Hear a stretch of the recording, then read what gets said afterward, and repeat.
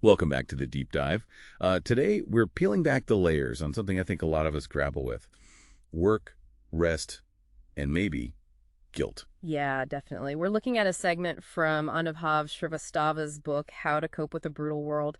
And it's funny, but also pretty profound. Right. He uses this dark comedy style, but the goal here, for you listening, is really to help decimate that guilt we often feel for not overworking. Exactly. Shrivastava gives us some tools, some perspectives to kind of break free from that pressure. Well, okay, so where does he start this dismantling of guilt? He actually kicks off with LinkedIn. Ah, LinkedIn, yes.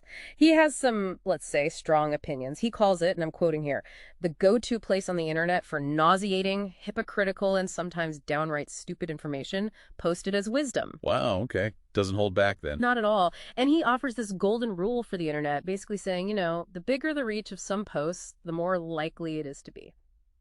Well, stupid. Kind of an inverse relationship there. Precisely. Especially with work culture stuff. The loudest voices aren't always the wisest.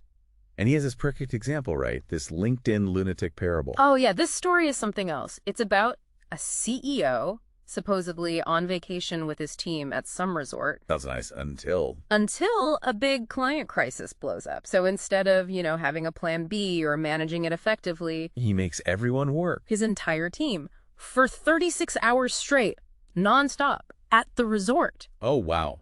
That's intense. But here's the kicker.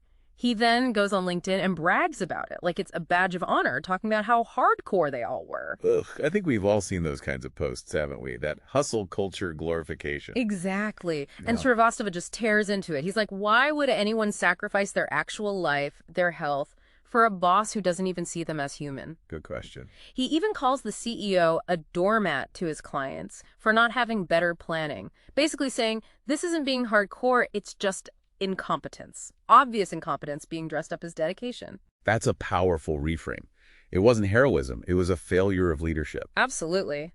Srivastava says the CEO should have been embarrassed, given the team time off later, and frankly, kept quiet about his own failure. And this connects to a quote he uses. Yeah, he brings in Voltaire. It is difficult to free fools from the chains they worship. That CEO bragging about the 36-hour nightmare, he was worshiping the chains of overwork.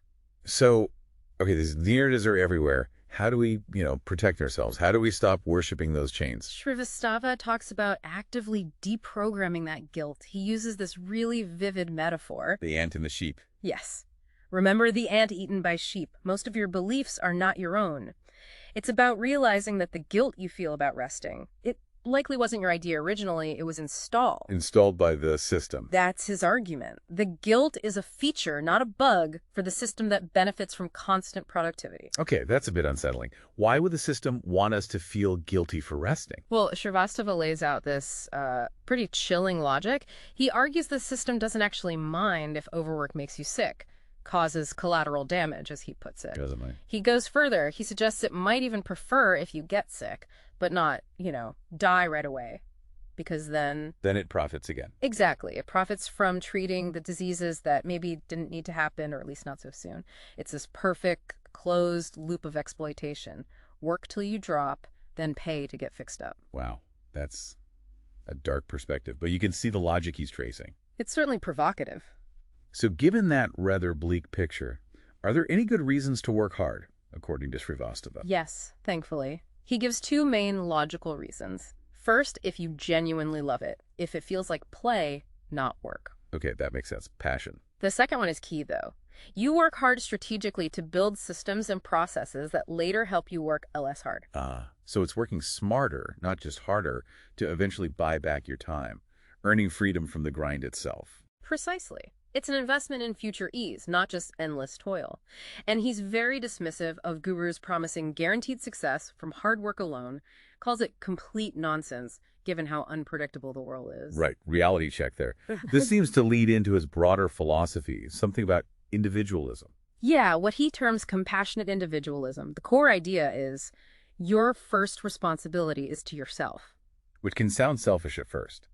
But he clarifies, it's not your only responsibility. It's about building your own stable foundation first, getting your own oxygen mask on, so to speak. So you actually have the capacity, the strength, the resources to then show genuine compassion and help others effectively. Exactly. You can't pour from an empty cup. Build yourself up so you can contribute meaningfully rather than burning out in the process. It really forces you, the listener, to rethink that whole relationship with work, guilt, productivity, all those narratives we just absorb. It absolutely does. It's about reclaiming your agency, understanding the forces at play, and then choosing a path that's actually sustainable and ultimately more compassionate, both to yourself and others. So maybe the final thought for you to mull over this week is, what specific chains, maybe chains of guilt or overwork or just societal expectation, what chains might you be unknowingly worshiping?